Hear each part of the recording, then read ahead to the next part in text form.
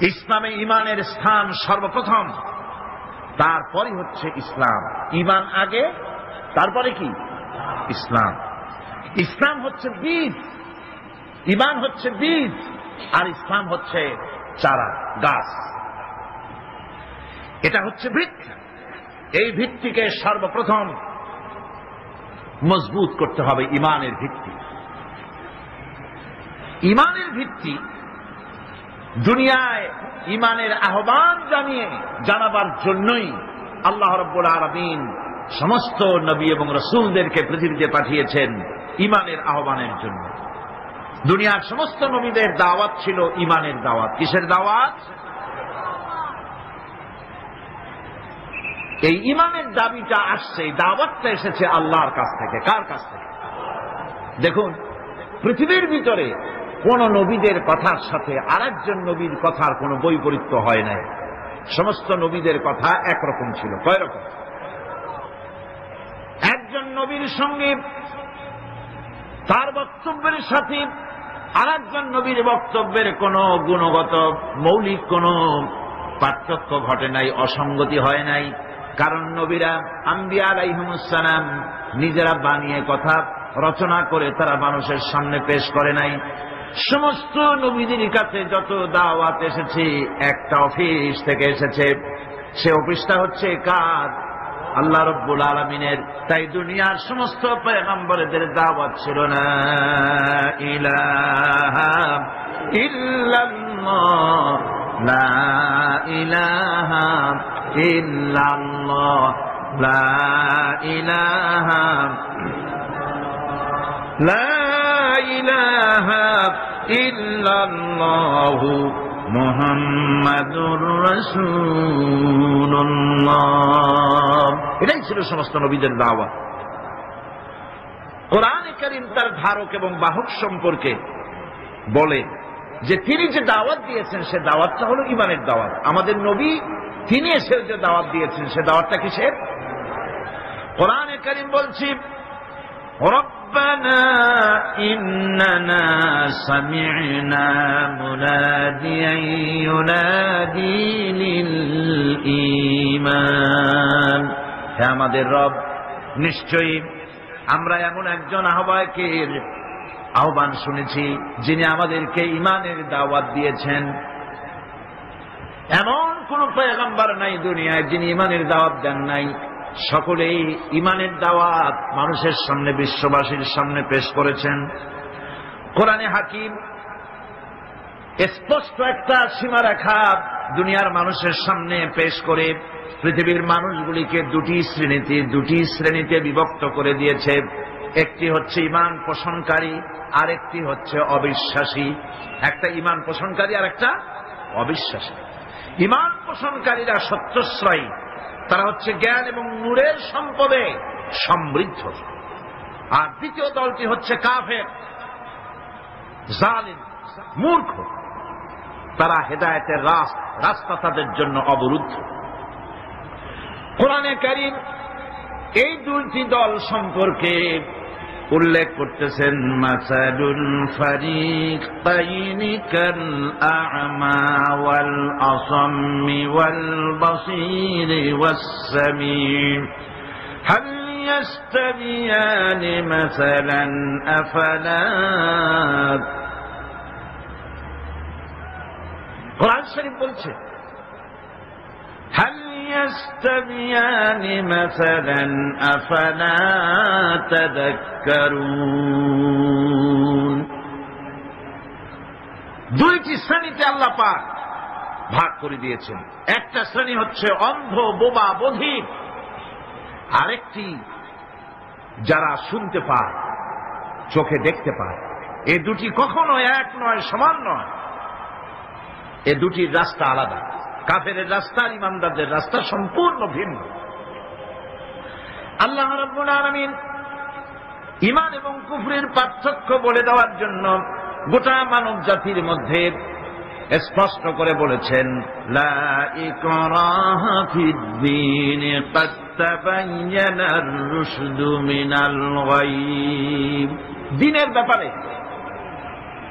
জোর জবরদস্তি নেই।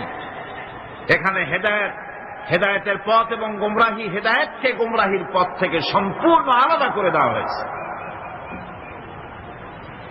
লা ইকরাহা ফিদ্দীন, দ্বীনের ব্যাপারে কোনো জোর জবরদস্তি নেই। যারা ধর্মনিরপেক্ষবাদী তারা এই আয়াতটাকে নিজেদের মতবাদকে প্রতিষ্ঠার লক্ষ্যে অনেক সময় কাজে লাগায়। দুটি আয়াতকে তারা বেশি ব্যবহার করে। একটা হচ্ছে লাকুম দীনুকুম ওলিয়া দিন, আর একটা হচ্ছে লা ইকরাহা ফিদ্দীন। এই দুইটি আয়াতকে ধর্মনিরপেক্ষবাদীরা ব্যবহার করে। এই দুটির কোনটি তাদের আদর্শকে বোঝাবার লক্ষ্যে ব্যবহারের কোনো সুযোগ নাই। লা ইকরাহা ফিদ্দীন, ধর্মের ব্যাপারে কোনো বাড়াবাড়ি নাই, জোর জবরদস্তি নাই। এ কথা বলা হয়েছে এই কারণে যে কোন বিধর্মীকে, অমুসলিমকে ভয় দেখিয়ে, লোভ দেখিয়ে অথবা কোন ক্রমে কোন প্রকার চাপ সৃষ্টি করে তাকে মুসলমান বানানো যাবে না। এমনকি সূরা তওবার মধ্যে এসেছে, যুদ্ধ চলাকালীন সময়, জিহাদ চলাকালীন সময় কোন অমুসলিম যদি ইসলাম জানার জন্য তোমাদের তাঁবুতে আসে, তাহলে তুমি তাকে ইসলাম বুঝাও। ইসলাম শোনার পরে যদি মেনে নেয় ভালো কথা, আর যদি না মানে তাকে তার তাঁবু পর্যন্ত ফিরে যেতে দাও। মাঝপথে তাকে আক্রমণ করা যাবে না। ধর্মের ব্যাপারে কোনো বাড়াবাড়ি নাই। লা ইকরাহা ফিদ্দীন, এর দ্বারা ধর্মনিরপেক্ষতার কোনো কথা বোঝানো হয়নি। আর লাকুম দীনুকুম ওয়ালিয়া দীন, এটা ছিল কাফেরদের সেই বক্তব্যের প্রেক্ষিতে যেখানে কাফেরেরা বলেছিল মুহাম্মদ সাল্লাল্লাহু আলাইহি ওয়াসাল্লাম, আসুন আমরা এক কাজ করি, সেটা হলো ধর্ম নিয়ে আমাদের মধ্যে যে বাকবিতণ্ডা হচ্ছে, আমরা ধর্মকে 50-50 ভাগ করে দিই। কিছুদিন আমরা গিয়া আপনার আল্লাহরে সেজদা দেই, আর কিছুদিন আপনারা আমাদের মূর্তিগুলিকে প্রণাম করুন। এই প্রস্তাব যখন রাখল, আল্লাহ রাব্বুল আলামিন সূরা কাফিরুন অবতীর্ণ করে দিলেন, কুল ইয়া আইয়ুহাল কাফিরুন লা আ'বুদু মা তা'বুদুন। হে কাফেরেরা, হে অবিশ্বাসীরা, নবী আপনি বলুন, হে অবিশ্বাসীরা, তোমরা যার ইবাদত করো আমরা তার ইবাদত করি না, আবার আমরা যার ইবাদত করি তোমরাও তার ইবাদত করো না। সুতরাং লাকুম দীনুকুম ওয়ালিয়া দীন, সুতরাং তোমাদের দিন তোমাদের জন্য, আমাদের দিন আমাদের জন্য। এখানে নিরপেক্ষতার কথা বলা হয় না, এখানে পক্ষের কথা বলা হয়েছে। কিসের পক্ষ? ধর্মের পক্ষ। কিসের পক্ষ? হিন্দু, খ্রিস্টান, বৌদ্ধ, তোমরা তোমাদের ধর্মের পক্ষে থাকো। মুসলমান, তোমরা তোমাদের ধর্মের পক্ষে থাকো। ধর্মের ব্যাপারে নিরপেক্ষ হওয়ার কোন সুযোগ নাই। আছে নাকি সুযোগ? আমি পার্লামেন্টে বলেছি এই কথা, যে একটা ধর্মের উপরে বিশ্বাস করে নিজেকে একটা ধর্মের পক্ষের ব্যক্তি হিসাবে ঘোষণা করে কেউ বলছে, দাবি করছে আমি হিন্দু, কেউ বলছে আমি বৌদ্ধ, কেউ বলছে আমি খ্রিস্টান, কেউ বলছে আমি মুসলমান। নিজেকে একটা ধর্মের বিশ্বাসী ঘোষণা করার পর আমি ধর্মনিরপেক্ষ, এই কথাটা মিথ্যা, বানোয়াট, জালিয়াতি, প্রতারণা, মুনাফিক। কোন ধর্মের অনুসারী ব্যক্তি ধর্মনিরপেক্ষ হতে পারে না। কেবলমাত্র নাস্তিক, যারা আল্লাহরে মানে না, আল্লাহকে স্বীকার করে না, ওরা বলতে পারে আমরা ধর্মনিরপেক্ষ, ধর্মের ব্যাপারে আমরা নিরপেক্ষ, গুলো মানি না, বিশ্বাস করি না। কিন্তু যারা ধর্মে মানে, সেদের যে ধর্মেরই হোক না কেন, সে ব্যক্তি ধর্মনিরপেক্ষ যদি দাবি করে, এটা মিথ্যে কথা, এটা মুনাফিকি ছাড়া কিছু হতে পারে না। মুসলমানকে, যে কোনো জাতিকে যে ধর্মে আছে ধর্মের পক্ষে থাকায় কথাই বলা হচ্ছে। এখন আমি বলতেছিলাম ইমানের কথা। ইমান আগে আনতে হবে। ইমান সম্পর্কে আল্লাহ রাব্বুল আলামিন বলতেছেন, ইমান হলো আগে, তারপরে ইসলাম। আবার ইমান আনার আগে আবার কুফরি একটা শব্দ আছে, সেটা হল ফামান ইয়াকফুর বিত্তাগুতি ওয়া ইউমিন বিল্লাহি ফাকাদ ইসতামসাকা বিল উরওয়াতিল উসকা লা ইনফিসামা লাহা ওয়াল্লাহু সামিউন আলীম। ফামান ইয়াকফুর বিত্তাগুত, যে ব্যক্তি তাগুতকে অস্বীকার করেছে, সর্বপ্রথম তাগুতকে অস্বীকার করতে হবে। ওয়া ইউমিন বিল্লাহ, আর এরপরে আল্লাহর উপরে যে ঈমান আনলো, ফাকাদ ইসতামসাকা বিল উরওয়াতিল উসকা, সেমন এক শক্ত অবলম্বন ধারণ করলো যা তাকে কোনো কিছুই বিচ্ছিন্ন করবে না, ধ্বংস করে দেবে না। সুবহানাল্লাহ। এখন সত্যিকারের ঈমানদারের পরিচয়টা কি? কোরআনে কারীম সত্যিকারের ঈমানদারের পরিচয় এভাবে পেশ করতেছে, ইন্নামাল মুমিনুনা আল্লাযীনা আমানু বিল্লাহি ওয়া রাসূলিহি সুম্মা লাম ইয়ারতাবু وجاهدوا بأموالهم وأنفسهم في سبيل الله أولئك هم الصادقون। ঈমানের দাবিতে সত্যবাদী কারা?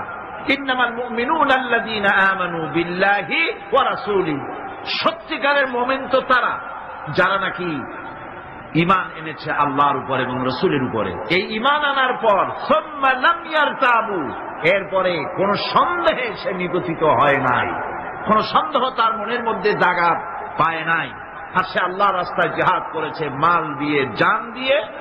উলাইকা হুমুস সাদিকুন, এরাই হলো ঈমানের দাবিতে সত্যবাদী। সুম্মা লাম ইয়ারতাবু, অথবা এক বিন্দু সন্দেহ মনের মধ্যে জায়গা দেয় নাই, অর্থাৎ ঈমান আনছি কার উপরে? আল্লাহর উপরে। কার উপরে? আর তার রাসূলের উপরে। আল্লাহ এবং রাসূলের উপরে ঈমান আনার পর যারা আল্লাহ এবং রাসূলের বিধান জীবনের সকল ক্ষেত্রে মানতে পারে নাই, তারাই সন্দেহে নিগঠিত হয়েছে। কথা বুঝতে পেরেছেন? তাদের সন্দেহ এই কোরআন মানুষের জীবন, তার সম্পদ, তার রাজনীতি, তার অর্থনীতি পরিচালনা করতে পারে না। সেই জন্য ধর্মের ব্যাপারে কোরআন মানি, ধর্মের ব্যাপারে নামাজ আর রোজা মানি, কিন্তু রাজনীতিতে ধর্ম মানি না। এটাই হলো সন্দেহ। এটাই কি সন্দেহ, অবিশ্বাস। জীবনকে তারা দুইটা ভাগ করেছে, এক ভাগ রাজনীতির জন্য আর এক ভাগ কিসের জন্য? ধর্মের জন্য। জীবনকে ভাবে দুইটা ভাগ করার কোন অধিকার দেওয়া হয় নাই।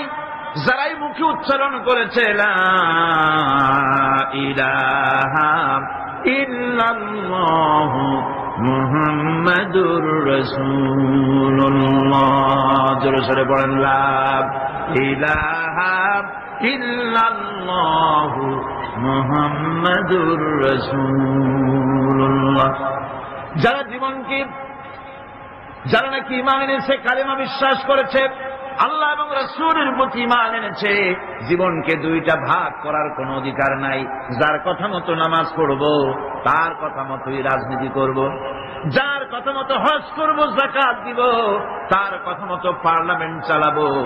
যার কথা মতো হজ করব, যাকাত দিব, সেজদা দিব, তার কথা মতোই বঙ্গভবন আর সেক্রেটারিয়েট চালাবো। যাকে মানি, যে আল্লাহরে সেজদা করি সারা জীবন, যে রসুলকে মানি আমার নেতা হিসাবে, রসুল হিসাবে, সে আল্লাহ এবং রসুলের হুকুম অনুযায়ী আমার কোর্ট কাছারি, আদালত, শিক্ষাঙ্গন চালাবো। এটা যদি চালাই তবে আমি মুমিন, আর যদি না চালাই, সন্দেহে যদি নিগঠিত হয়ে যায় যে কোরআন থাকবে মসজিদে, আমার পার্লামেন্টে কোরআন ঢুকতে পারবে না। কোরআন পার্লামেন্ট শুরু হওয়ার সময় একবার তেলাওয়াত হবে, কিন্তু তা আমল করা হবে না। অনুষ্ঠানগুলি শুরু হবে কোরআন দিয়ে, কিন্তু তা আমল করা হবে না। কোরআন তেলাওয়াত করে ব্যবসা প্রতিষ্ঠান উদ্বোধন করা হচ্ছে, কিন্তু সুদের টাকা দিয়ে ব্যবসা প্রতিষ্ঠান বানানো হলো। বিবাহ পড়ানো হচ্ছে কোরআনের আয়াত দিয়ে, কিন্তু যৌতুক গ্রহণ করা হারাম, সেই যৌতুক দিয়ে বিয়ে উদ্বোধন করা হলো। এমনি সকল ক্ষেত্রে নাফরমানি করে যে ঈমানের দাবি করলো, এই ঈমান ঈমান নয়, এর নাম মুনাফিকি। এই মুনাফিকি থেকে বাঁচতে হবে। সন্দেহের দানা বাঁধলে চলবে না, বিশ্বাস করতে হবে আমার কোরআনের নাম সংবিধান, এই কোরআন দিয়ে পার্লামেন্ট চলবে। চলবে না? চলবে না? চলবে।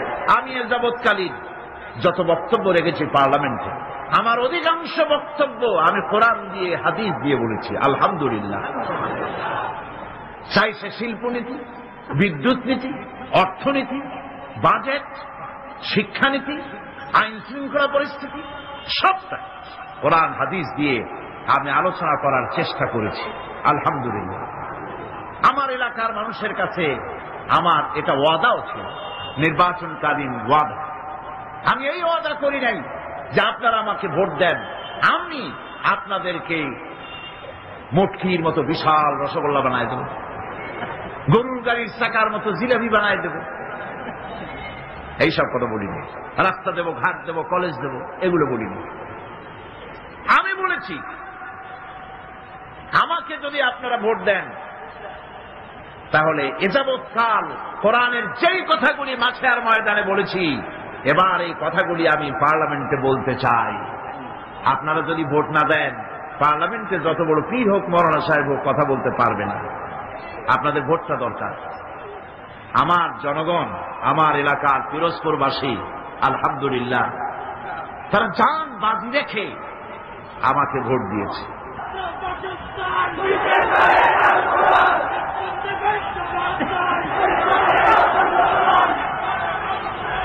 আমার বন্ধুগণ, ঈমানের কথা বলছি। ঈমান দুই প্রকার। এক প্রকার হলো ধর্মীয় ঈমান, আর এক প্রকার হলো পার্থিব ঈমান। ধর্মীয় ঈমান মানে হচ্ছে আল্লাহ পাকের উপরে বিশ্বাস, পরকালে বিশ্বাস, কিতাবে বিশ্বাস, নবীতে বিশ্বাস, আর আখিরাতে জবাবদিহিমূলক ঈমান, যা দিয়ে মানুষ নিজের চরিত্র গঠন করে, এটা হলো ধর্মীয় ঈমান। আর একটা হলো পার্থিব ঈমান। ধর্মীয় ঈমান হচ্ছে, পার্থিব ঈমান হচ্ছে যেখানে কোনো চরিত্র নাই, দিন নাই, ঈমান নাই, পরকালে জবাবদিহির কোনো চিন্তা নাই, এটা হলো পার্থিব ঈমান। ধর্মীয় ঈমানে লোকেরা আল্লাহ এবং রাসূলকে বিশ্বাস করে, আর পার্থিব ঈমানে, ধর্মীয় ঈমানে আল্লাহ হচ্ছেন একজন। কয়জন? ইলাহ, ইলাহ, ইলাহ, ইলাহ কে? আল্লাহ। ইলাহ হচ্ছেন এক, ইলাহ এক, আল্লাহ এক, আল্লাহ এক এবং একক। আল্লাহ হচ্ছেন এক, একক। ধর্মীয় ঈমানে যারা বিশ্বাসী, তারা আল্লাহ রাব্বুল আলামিনকে এক হিসাবে জানে।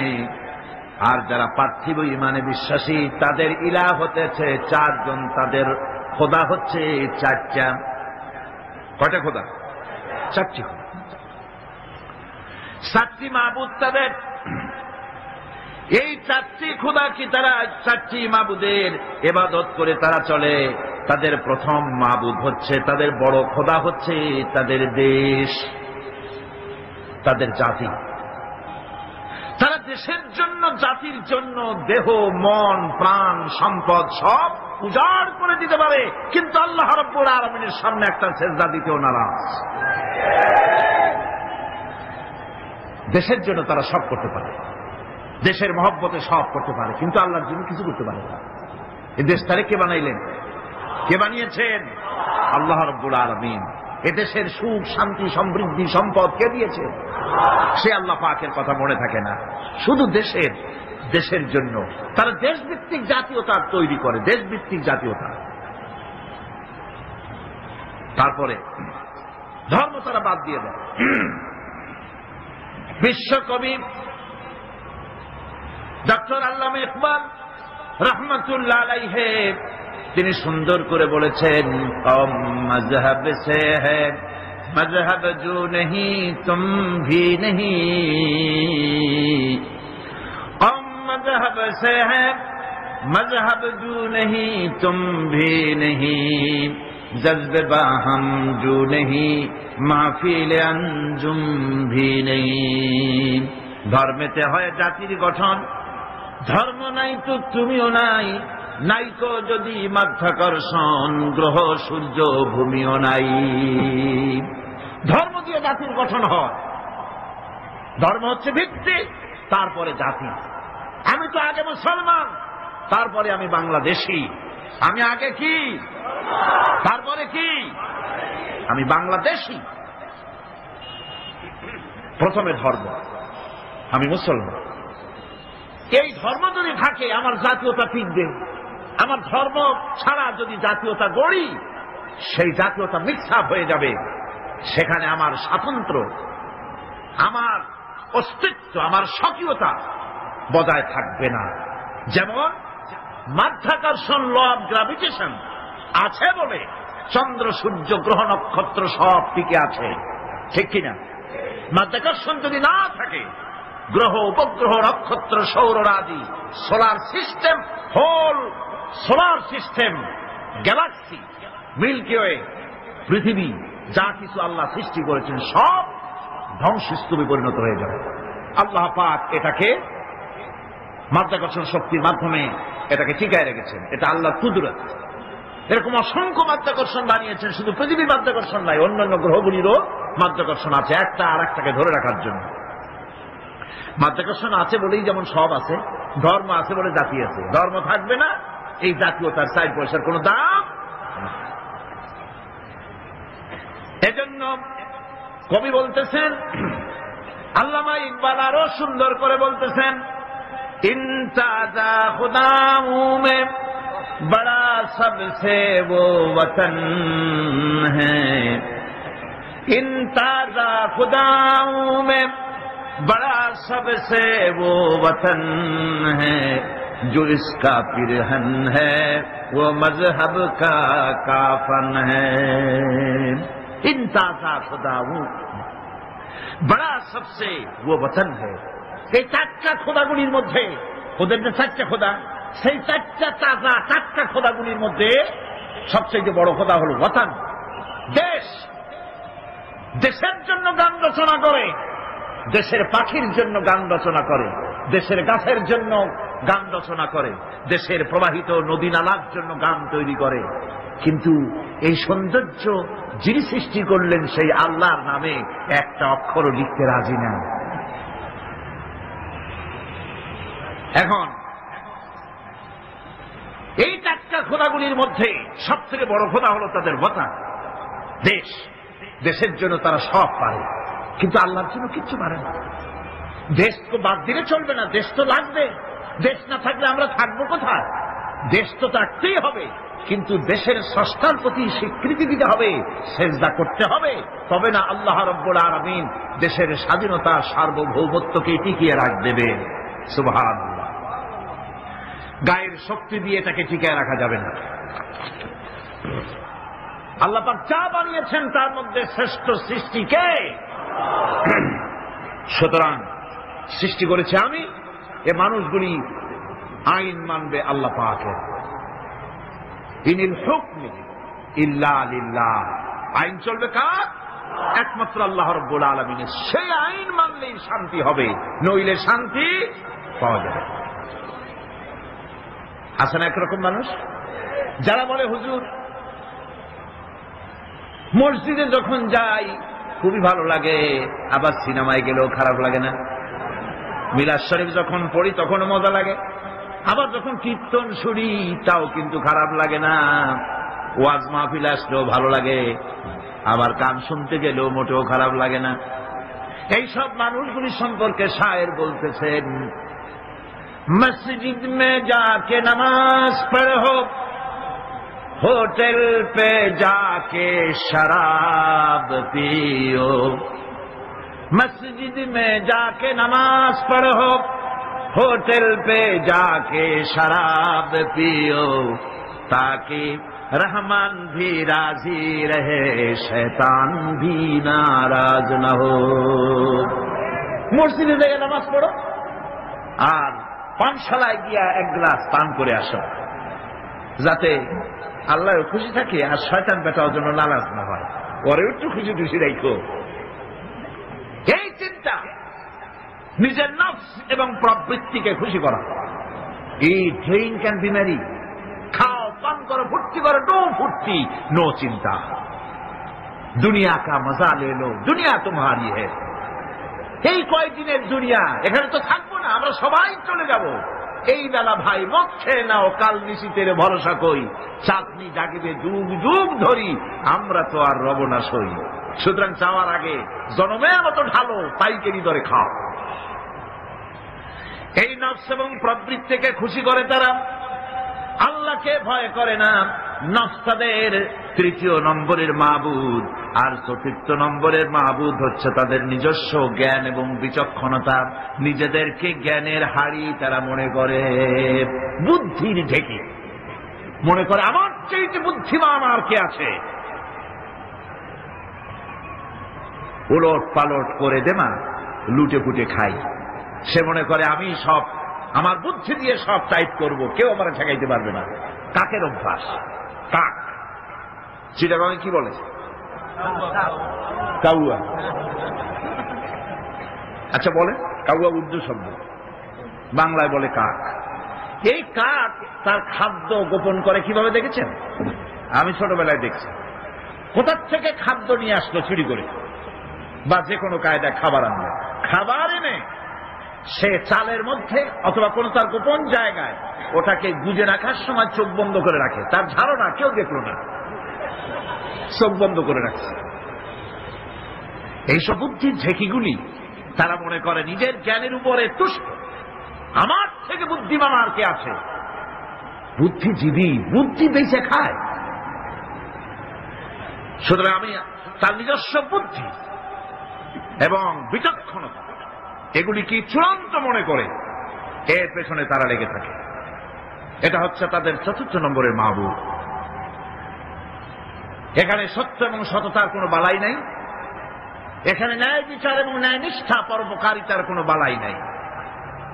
মদ, জুয়া, বেশ্যাবৃত্তি, ব্যভিচার, চুরি, প্রতারণা, ডাকাতি, শয়তানি, বদমাশি, এখানে সব চলে। এখানে কোনো মানবতার প্রশ্ন নাই। এই চারটি খোদায় তারা বিশ্বাসী, যারা নাকি পার্থিব ইমানে ইমানদার। আর যারা ধর্মীয় ইমান ইমানদার, তারা হচ্ছেন আল্লাহ এবং পরকালে বিশ্বাসী। এখন এই কথাটা মনে রাখতে হবে যে ইমান এমন এক বিষয় যা আবার মৌখিক দাবি করলেই হয় না।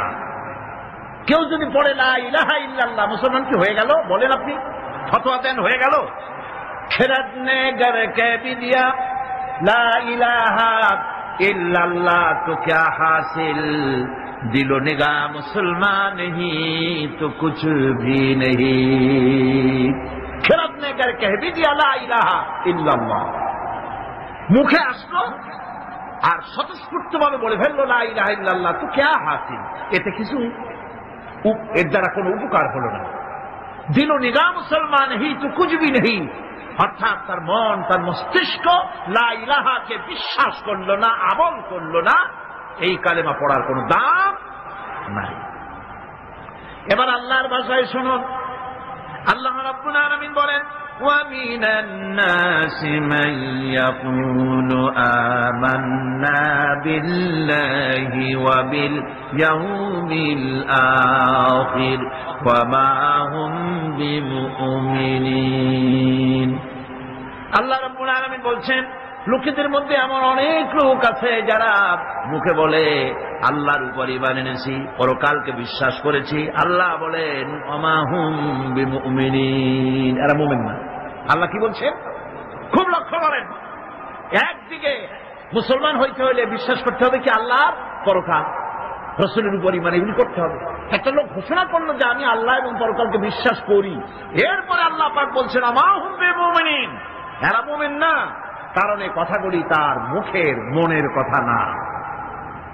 সে ব্যক্তি, এরকম ব্যক্তি এ মাহফিলও থাকতে পারে। যদি থাকে আল্লাহ রাব্বুল আলামিন তাকে হেদায়েত নসিব করে দিন, আমরা বলি আমিন। সে লোকটিকে আমি আলোচনা করলে আপনি নিজেই বুঝতে পারবেন, যা ভুল তার কাছে ধরা পড়বে। আয়নার সামনে দাঁড়ালে পরে আয়না সব বলে দেয়, ঠিক কিনা?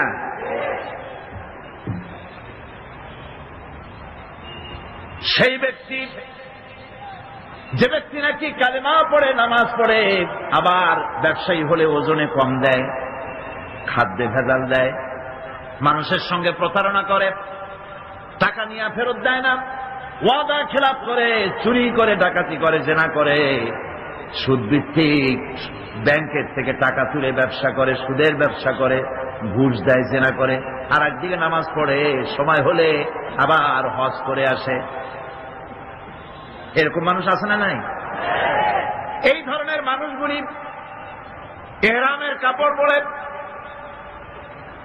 হজের নিয়ত করে জিদ্দায় পা রেখে যখন বলে লাব্বাইক আল্লাহুম্মা লাব্বাইক লাব্বাইক লা শারীকা লাকা লাব্বাইক ইন্নাল হামদা ওয়ান নি'মাতা লাকা ওয়াল মুলক লা শারীকা লাক লাব্বাইক আল্লাহুম্মা লাব্বাইক, আয় আল্লাহ, প্রভু হাজির, প্রভু আমি হাজির, হে আমার রব, তোমার গোলাম হাজির। বান্দা বলে আয় আল্লাহ, গোলাম হাজির। গায়েব থেকে আওয়াজ আসে, আল্লাহর পক্ষ থেকে বলা হয় লা লাব্বাইকা ওয়ালা সাদাইক। বান্দা বলছে আমি উপস্থিত মাবুদ, আর মাবুদ বলছে আমি তোমার উপস্থিতিকে গ্রহণ করলাম না। তুই বলছো হাজির, আমি বলছি তুমি অনুপস্থিত, তোমার উপস্থিতি আমি গ্রহণ করলাম না। কারণ তুমি যে টিকিট করে আসছো ওইটা হারাম টাকা, যে রামের কাপড় পরেছ ওইটা হারাম টাকা দিয়ে কেনা, মক্কা মদিনায় যে খরচ করবে, তাবুতে থাকবে, বাগ ভাড়া দেবে, যে খাবে, জায়নামাজ কিংবা তসবিহ কিংবা মার্কেটিং করার জন্য যে টাকা আনছো, সব হারাম। তোমার গায়ের গোশত হারাম, তোমার গায়ের রক্ত হারাম। হারামকে পেটটারে সাইজ মতো বানাইছো, এরকম করে হারামের টাকা দিয়া হজ করতে এসেছ, তোমার উপস্থিতি আমি গ্রহণ করলাম না। নাউজুবিল্লাহ। সুতরাং মুমিনের দাবি করলেই হবে না, ইমানের দাবি করলেই হবে না, কাজে তা প্রমাণ করতে হবে। সেটা কি? সেটা হচ্ছে ইন্নাল্লাযীনা ক্বালু রাব্বুনাল্লাহু সুম্মা ইসতাকামু তাতানাজ্জালু আলাইহিমুল মালায়েকা। নিশ্চয় যারা বলে আমাদের রব আল্লাহ, অতঃপর এই কথার উপরে সে দৃঢ়পথ থাকে, ফেরেশতাগণ তার প্রতি ফেরেশতা অবতীর্ণ হয়, অর্থাৎ আল্লাহর রহমত তার উপরে নাজিল হয়। যে ব্যক্তি ঈমানের দাবি করে ঈমানের উপরে টিকে থাকে, আল্লাহর রহমত তার উপরে নাজিল হতে থাকে। ঈমান আনাই শুধু মুখে দাবি করাই শেষ কথা নয়, ঈমান আনার পর ঈমানের উপরে টিকে থাকা সবচেয়ে বড় কথা। ঈমানের উপরে টিকে থাকতে হবে। ঈমান হচ্ছে শান্তি এবং সমৃদ্ধির চাবি কাঠি। আমরা কি শান্তি চাই? জোরে বলেন চাই। সেই শান্তি কি চুক্তি করে পাওয়া যাবে?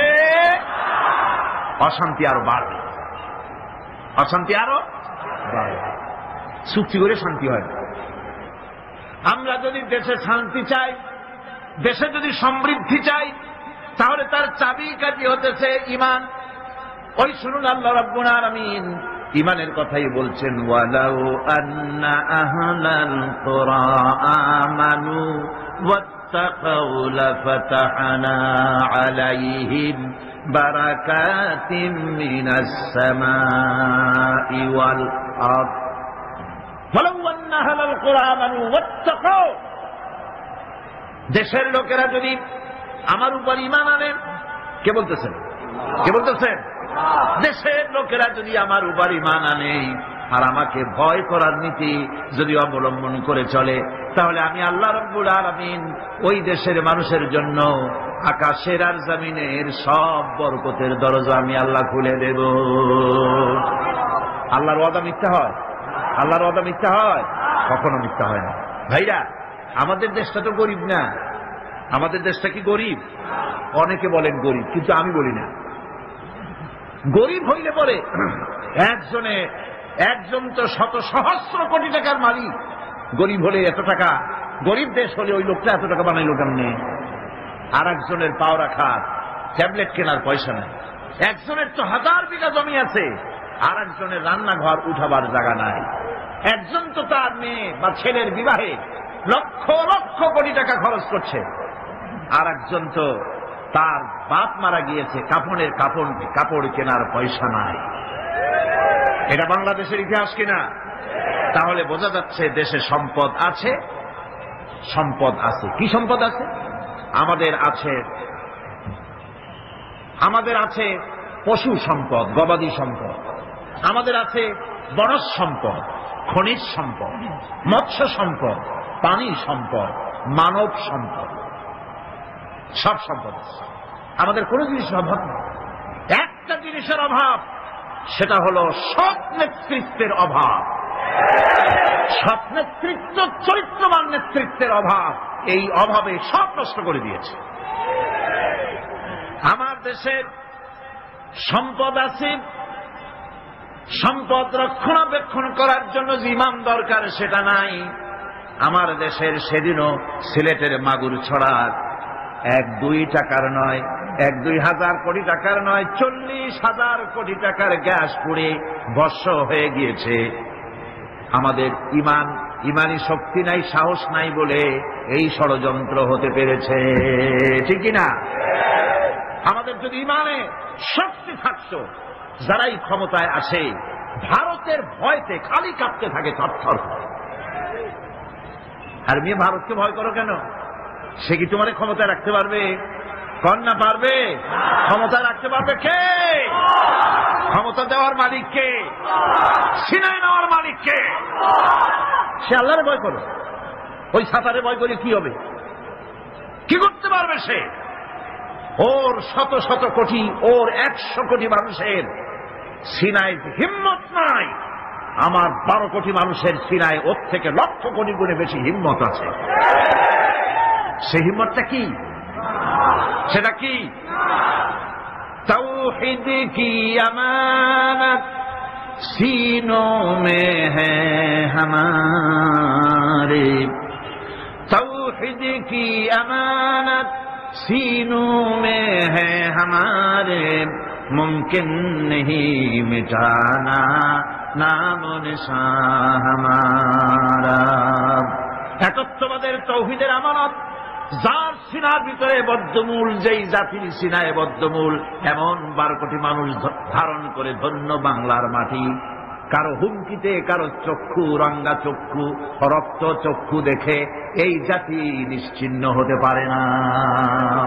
মুমকিন নেই মিটানা নাম নিশান হামারা, আমার অস্তিত্বকে খতম করে দেয় এ শক্তি কারো নাই পৃথিবীর বুকে। তবে মুনাফিক হলে খতম হয়ে যেতে হবে। কি হলে খতম হবে? মুনাফিক হলে। ইমানদার হলে টিকে থাকতে পারবে। আমার দেশে সম্পদ রয়েছে, সম্পদের কোনো অভাব নাই, সম্পদে ভরপুর আমার দেশ। আমার দেশে যেখানে গ্যাস আছে সেখানে তেলও আছে। মাঝে মধ্যে তেলের কূপ উৎসারিত হয়। ভোলা, বাখরাবাদ, সিলেটের হরিপুর, তেল মাঝে মধ্যে ওঠে। আল্লাহ পাক একটু একটু দেখান তেল আছে, তেল আছে। তেল তোরা পাবি যদি ইমানদার হও। মাটির তেল বেরিয়ে আসবে, নিয়ে কুলাইতে পারবি না। সৌদি আরব, কুয়েত, কাতার, বাহরাইন, ওমান, সুদান, ইয়েমেন, আরব আমিরাত, এইসব দেশে মরুভূমির দেশ, বালু আর বালু, পাহাড় আর পাহাড়। না খাইয়া ভূত হইতেছে। আপনারা যেভাবে না করলেন তাতে মনে হয় যে ওদের বাদ কয়দিন হয় খায় না। ওদের সম্পদ আছে কিনা? আমার বন্ধুগণ, মরুভূমির তলা দিয়া বিশ্বনবী রাসূল করিম সাল্লাল্লাহু আলাইহি ওয়াসাল্লামের কদম মোবারক যেই মরুভূমিতে পড়েছে, ওই কদম মোবারকের বরকতে মাটির তলা দিয়া, বালুর তলা দিয়া আল্লাহ সোনা বার করে দিয়েছে। রাসূলের বরকতে মাটির তলা থেকে সোনা বেরিয়ে গেছে, লিকুইড গোল্ড, পেট্রোল বেরিয়েছে। তাদের কোন জিনিসের অভাব নাই। আমরাও আল্লাহর শত্রু নই, আমরাও আল্লাহর বান্দা, আল্লাহর গোলাম। আমরা কি?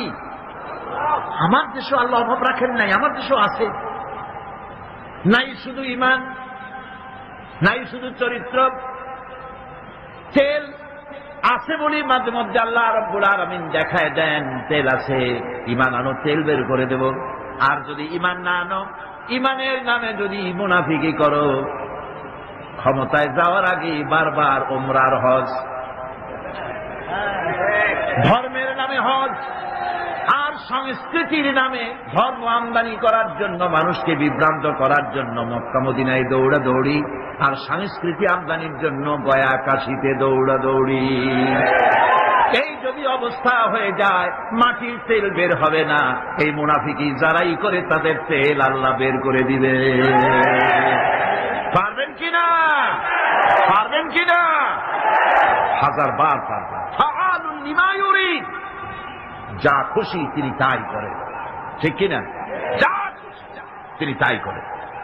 আমার কাছে 2টা দেশের দৃষ্টান্ত আছে, একটা হচ্ছে রাশিয়া আর একটা হচ্ছে আমেরিকা। রাশিয়ার জনগণ বলছিল দেয়ার ইজ নো গড, রাশিয়ার সরকার এবং তার পূজারীরা তারা বলেছিল দেয়ার ইজ নো গড, স্রষ্টা বলতে কেউ নাই। কারে চ্যালেঞ্জ করল? বোঝেন বোঝেন কথা বোঝেন? কারে চ্যালেঞ্জ করলো? সরাসরি আল্লাহ কি চ্যালেঞ্জ করে বসছে?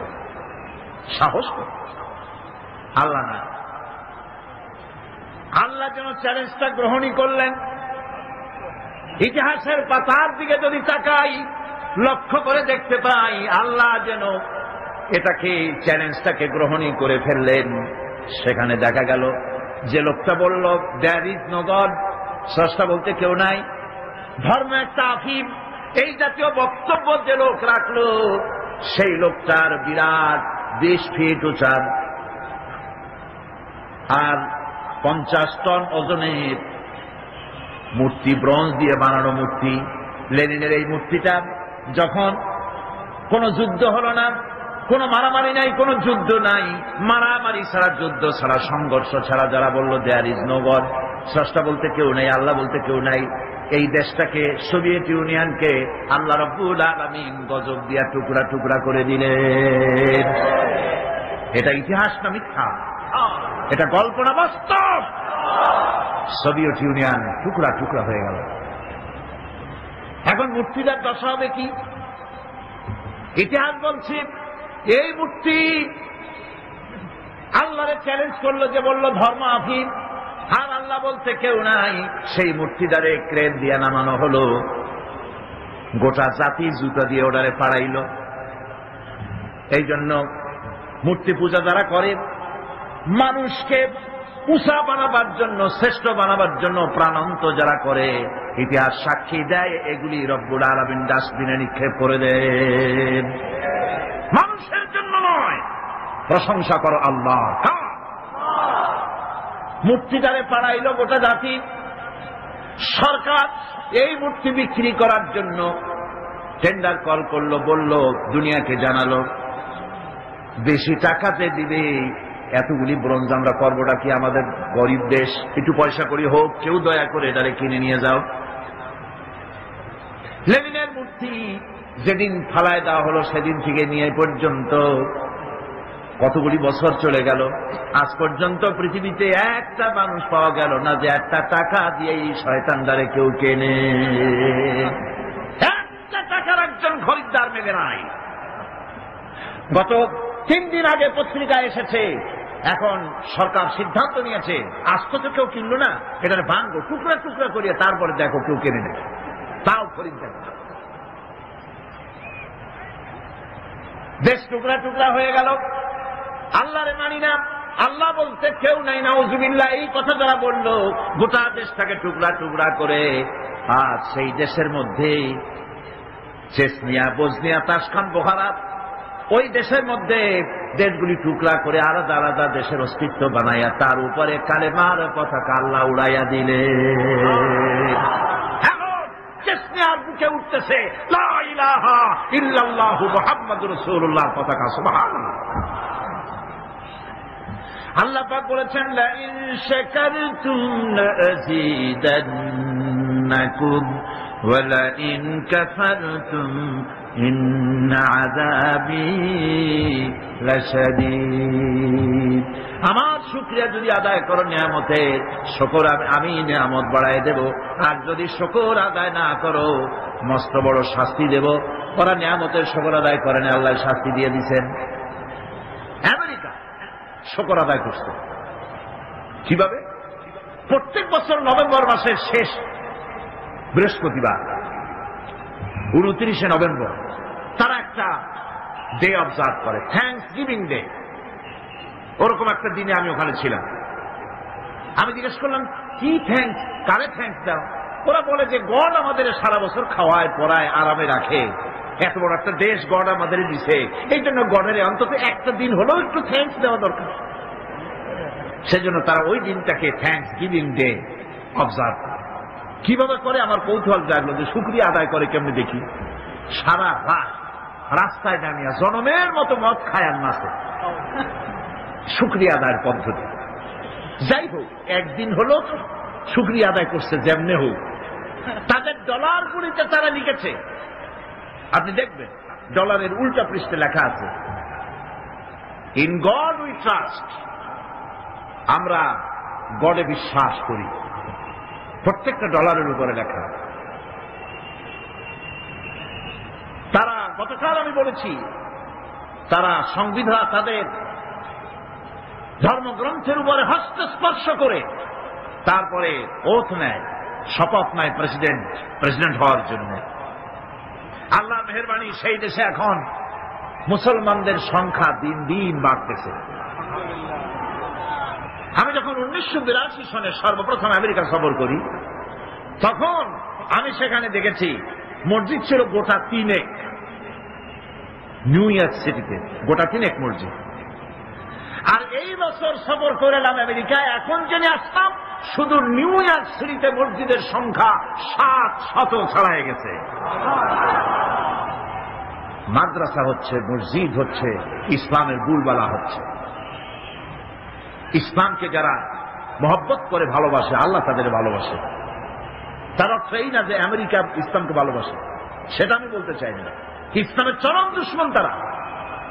আমি বলতে চাচ্ছি এই কথা যে আল্লাহ পাক নিয়ামত দেওয়ার মালিক হচ্ছে তিনি, সম্পদ দেওয়ার মালিক তিনি। তার কাছে যারা মাথা নত করে, তাকে আল্লাহ বলে স্বীকার করে, তার আইন কানুন যারা মানে, তাদেরকে আল্লাহ বেশি দেন। আল্লাহ ওয়াদা করেছেন শুকরিয়া আদায় করো, বেশি করে দেব। শুকরিয়া আদায় করবে না, কিছুই দেব, বরং আযাব প্রাপ্ত হবে, ধ্বংস প্রাপ্ত হবে। বন্ধুগণ, এজন্য আজকে যদি আমার দেশের সমৃদ্ধি আমরা আশা করি, তাহলে এই ঈমানের উপরে আমাদেরকে মজবুত হতে হবে। ঈমান, যে ঈমান আমরা এনেছি সেই ঈমানকে আমাদের টিকায় রাখতে হবে। ঈমান হচ্ছে আমাদের সম্পদ। ঈমান আমাদের কি? শ্রেষ্ঠ সম্পদ। আল্লাহ রাব্বুল আলামিনের উপরে ঈমান আনার জন্য যে কালেমা আমরা পড়েছি, লা ইলাহা ইল্লাল্লাহু মুহাম্মাদুর রাসূলুল্লাহ, এই কালেমাটাও বুঝি না। ঈমান এনেছে ঠিক, কিন্তু কালেমা আমার কাছে কি দাবি করে আমরা তা জানি না। লা ইলাহা, এটা অত্যন্ত বিপ্লবাত্মক কথা, এর চাইতে রিভলিউশন সৃষ্টিকারী কথা পৃথিবীটা নাই। আপনি কি বলছেন? আপনি কি হুশের সাথে বলতেছেন? আপনি কি জানেন আপনি কি বলতেছেন? আপনি বলছেন লা ইলাহা, কোন ইলাহা নাই, আইনদাতা নাই, বিধানদাতা নাই, শাসনকর্তা নাই, মালিক নাই, খালেক নাই, রাজ্জাক নাই, কেউ নাই। ইল্লাল্লাহ, আল্লাহ ছাড়া, আল্লাহ ছাড়া কেউ নাই। কারো আইন মানি না, কারো বিধান মানি না। এটা কি সহজ কথা? এই কথাটা যদি আপনি প্রধানমন্ত্রীর বাড়ির সামনে, প্রেসিডেন্টের বাড়ির সামনে গিয়া, দুনিয়ায় কোথাও যদি কোনো প্রধানমন্ত্রী, কোন প্রেসিডেন্টের বাড়ির সামনে গিয়া যদি কেউ এভাবে জিকির করে লা ইলাহা ইল্লাল্লাহ, লা ইলাহা ইল্লাল্লাহ, লা ইলাহা ইল্লাল্লাহ, লা ইলাহা ইল্লাল্লাহ, লা ইলাহা ইল্লাল্লাহ জিকির যদি করতে থাকে, দুনিয়ার সেই প্রধানমন্ত্রী, প্রেসিডেন্ট মুসলমান হলে সঙ্গে সঙ্গে বলবে দারোয়ানকে, লোকদের বলবে ওরে নিয়ে আসো, হুজুরে নিয়ে আসো, ভিতরে আইনে বসতে দাও, খাইতে দাও। আল্লাহর ওলি হবে নিশ্চয়ই, এত সুন্দর জিকির করে, পকেটে কিছু পয়সা দিয়ে দাও। হাদিয়া তোহফা নিয়ে তিনি চলে গেলেন। চিত্রের অপর পৃষ্ঠা দেখুন, এরপরে আরেকজন এসে তিনি প্রেসিডেন্ট প্রধানমন্ত্রীর বাড়ির সামনে দাঁড়ায় বলতেছেন, কারো আইন মানি না, কারো বিধান মানি না, কারো আইন মানি না, কারো বিধান মানি না, কারো শাসন মানি না, কারো ঠ্যাঙের তলে মাথা দেই না, কারো হুকুম মানি না, কারো শৃঙ্খলা মানি না, কাউকে স্বীকার করি না আল্লাহ ছাড়া। এই জিকির যদি করতে থাকে তাহলে কি ঘরের মধ্যে ঢুকে খাইতে দেবে? দেবে?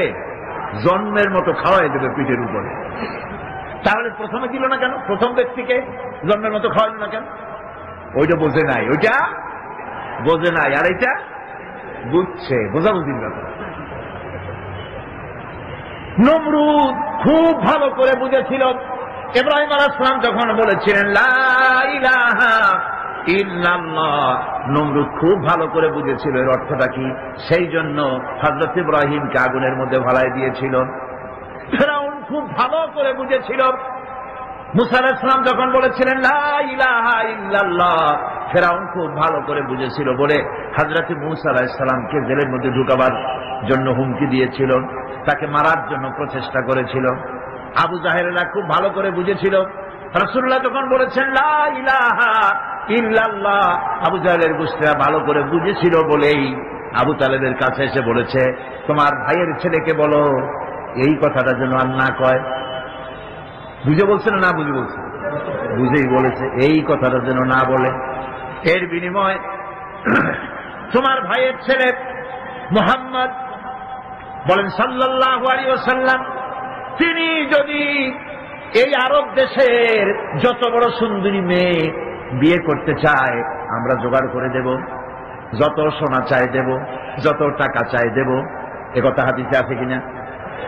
যত টাকা চাই দেব, নেতৃত্ব চাইলে তাও দিয়ে দেব, তবুও যেন লা ইলাহা ইল্লাল্লাহ দাওয়াতটা যেন না দেয়। একথা বলতেছে কারা? নেতারা ভালো করে বুঝেছে এই কলেমা যদি চালু হয় আমাদের মতো শয়তানদের নেতৃত্ব চলবে না, সেজন্যই বাধা দিয়েছে। আবু তালেবকে যখন প্রস্তাব করলো, তিনি যখন প্রস্তাব করলেন রাসূলের কাছে, আল্লাহর নবী তখন সঙ্গে সঙ্গে বললেন, চাচাজি ওরা যা দিতে পারে সেটা তো দূরের কথা, যেটা দিতে পারে না তাও যদি ওরা আমাকে দিয়ে দেয়, আকাশের ওই চন্দ্রটা ধরে এনে যদি ওরা আমার বাম হাতে তুলে দেয়, আর আকাশের ওই সূর্যটা এনে যদি ওরা আমার ডান হাতে উঠায় দেয়, এরও বিনিময় আমি মুহাম্মদ সাল্লাল্লাহু আলাইহি ওয়াসাল্লাম এক মুহূর্তের জন্য তাওহীদের দাওয়াত বন্ধ করে দেব না। কখনো এ কালেমা বিপ্লবী কালেমা। এই কালেমা যারা উচ্চারণ করে, এই কালেমা যারা বিশ্বাস করে, তার সমাজে চুরি, ডাকাতি, জেনা, ব্যভিচার, অন্যায়, অত্যাচার, মানব প্রচিত মতবাদ চলতে পারে না। একদিকে আগুন জ্বলবে আর তার পাশে আবর্জনা নিরাপদ থাকবে। বুঝুন কথা, এখানে আগুন, এই গ্লাসটা কি ধরুন আগুন জ্বলতেছে, চতুর্পাশে এই ধরনের কিছু আবর্জনা আছে, নিরাপদ, জ্বলে না। তাহলে বুঝতে হবে ওটা আগুন না। এটা কি? আগুন না। আগুনের নামে যাকে বুঝতেছি ওটা ভেলকি, ওটা আসলে আগুন না। আগুন হলে তো আবর্জনা পুড়তই। মুসলমান নামে যত মুসলমান আমরা চোখে দেখি আর মুসলমান বলে দাবি করি, আসলে মুসলমান যেমন হওয়া উচিত আমরা তেমন হতে পারি নাই। যদি পারতাম তাহলে কুফর আর বিদআত, শিরক আর চুরি আর ডাকাতি, জেনা, ব্যভিচার, এই আবর্জনাগুলি মুসলমান দেশে থাকার কথা ছিল না। এগুলো নির্মূল হয়ে যেত যদি সত্যিকারের মুসলমান হইতাম। ওই যে ইন্দোনেশিয়া মুসলমানদের, পৃথিবীর মুসলমানদের সংখ্যাগরিষ্ঠতার দিক থেকে 1 নম্বর হলো ইন্দোনেশিয়া, 2 নম্বরে আমরা। সেখানে কি এমনি মুসলমান আগের থেকে ছিল না? সাহাবায়ে কেরাম ব্যবসা করার জন্য, আরব মুসলমানেরা ব্যবসা করার জন্য তারা ইন্দোনেশিয়া এলেন, চায়না গেলেন, রাশিয়া গেলেন। এইসব মুসলমানদের ওঠা বসা, চলাফেরা, ব্যবহার, লেনদেন দেখে দেখে এই মানুষগুলি তাদের শুধু চেহারা দেখে, তাদের আলাপ দেখে, তাদের ওঠা বসা দেখে, তাদের লেনদেন দেখে, তাদের ব্যবহার দেখে, তাদের আমানতদারি দিয়ানাতদারি দেখে আর কোরআন পড়া লাগে নাই, শুধুমাত্র মুসলমান দেখে তারা বলেছে লা ইলাহা ইল্লাল্লাহু মুহাম্মাদুর রাসূলুল্লাহ। এই শান্তি তো চাই। এই মুসলমানগুলির যেমন দেখি এটাই হলো আসল, তারা ইসলাম কবুল করেছে। আজ আমার দেখে তো কেউ মুসলমান হইতে চায় না। মদিনা মুনাওয়ারায় রাসূলুল্লাহ ইসলামী আন্দোলনের শেষ পর্যায়ে, নবুয়তের শেষ পর্যায়ে, হুজুরের বিদায়ের আগে, মদিনার 8 বছরে চলে যাওয়ার পর আর কোন কাফের ছিল না যারা শত্রুতা করলো। তারা দেখলো খামোখাই শত্রুতা করেছে এই লোকটির সাথে, ধর্মের শত্রু মনে করেছিলাম, আসলে তো ভালো মানুষ, আমাদের কারো কোনো ক্ষতি করে নাই, বরং আমরা এখন দরজা খুলে ঘুমাতে পারি, নারীরা একাকিনী যাতায়াত করতে পারে, কারো সাহস নাই চোখ তুলে তাকায়, কেউ মানুষকে হত্যা করে না, চুরি করে না, ডাকাতি করে না, বৃদ্ধদেরকে সম্মান দেওয়া হয়, যুবকদেরকে বেকার ভাতা দেওয়া হয়, শিশুদেরকে খাবার দেওয়া হয়। এমন সুন্দর সমাজ তো পৃথিবীতে আর দেখি নাই। সঙ্গে সঙ্গে লোকগুলি ইসলাম কবুল করতে লাগলো।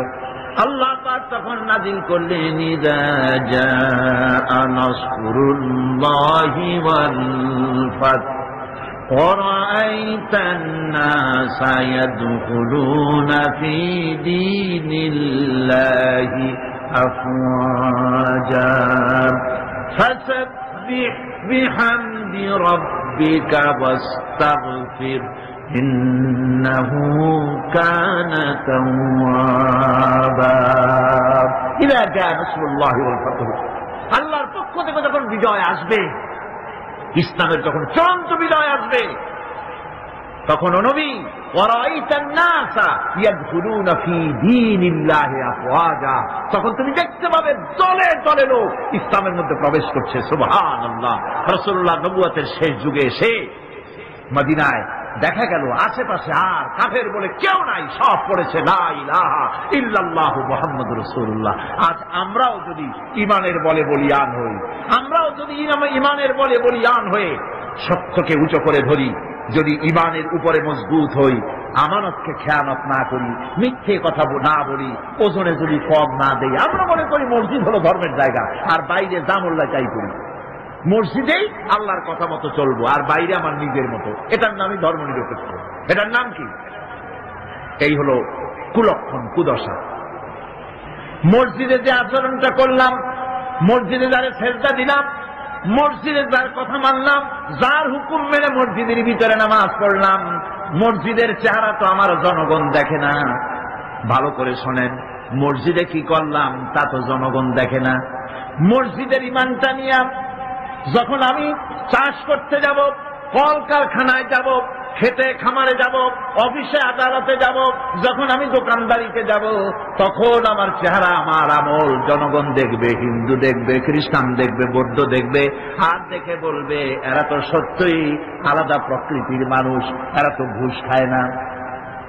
অফিসে গেলে বলে সাজাও ঘুষ দেওয়া যায় না, ঘুষ খায় না, মিথ্যা কথা বলে না, ওজনে কম দেয় না, খাদ্যে ভেজাল দেয় না।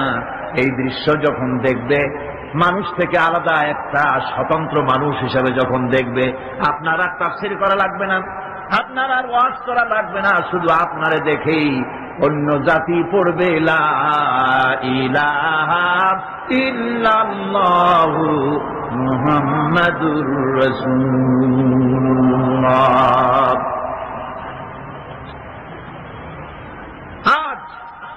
আমাকে দেখে মুসলমান হওয়া তো দূরের কথা, আমাদেরকে দেখে মানুষ ইসলামের প্রতি খারাপ ধারণা পোষণ করতেছে, ঠিক কিনা?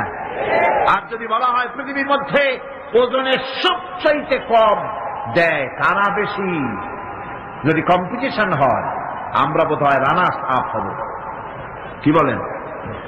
যদি বলা হয় ওজনে কম, খাদ্যে ভেজাল, চুরি ডাকাতি হত্যা ধর্ষণে পৃথিবীতে কোন জাতি সবচাইতে বেশি নাম করেছে, বোধহয় সেই নামের খাতা থেকে আমাদের নাম বোধহয় বাদ পড়বে না। ইন্না লিল্লাহ পড়েন, ইন্না লিল্লাহ বলেন, নাউযু বিল্লাহ। এগুলি হয়েছে কেন? ঈমান বুঝি নাই বলে, ঈমান বুঝি নাই বলে। এখন জীবন তো ব্যর্থ হয়ে গেছে। জীবন কি হয়ে গেছে? এই ব্যর্থ জীবনকে যদি সফল করতে চাই, তাহলে আল্লাহ রাব্বুল আলামিন বলেছেন ইল্লাল্লাযীনা আমানু وعملوا الصالحات وتواصوا بالحق وتواصوا بالصبر। 7টি কাজ করলে জীবন সফল হয়ে যাবে। কয়টা কাজ? 4টা। তার প্রথম কাজটি হলো ঈমান। ঈমান আনো আর ঈমানের উপরে ভিত্তি করে জীবন চালাও। ঈমানের বাইরে জীবন চালালে হবে মুনাফিকি। আমরা ওয়াদা করি মিথ্যে কথা আর বলবো না, এটা ঈমানের পক্ষের না ঈমানের বিপক্ষ? মিথ্যা কথা বলা কি ঈমান বিরোধী কাজ, কবিরা গুনাহ। মিথ্যে কথা বলা কি? সমস্ত গুনার মাকে মিথ্যা কথা। অথচ কথায় কথায়, হাস্যস্থলে, গল্পে স্বল্পে, অহরহ মুসলমানেরা মিথ্যা কথা বলে। কথা ঠিক কিনা? ইল্লা মাশাআল্লাহ। অনেকে বলেন, আবার অনেকে বলে। এই মিথ্যাটাকে আমরা ছাড়তে পারবো? আজকে যারা আসছি, জীবন গেলেও মিথ্যা বলবো না। পারি আমরা ওয়াদা করতে?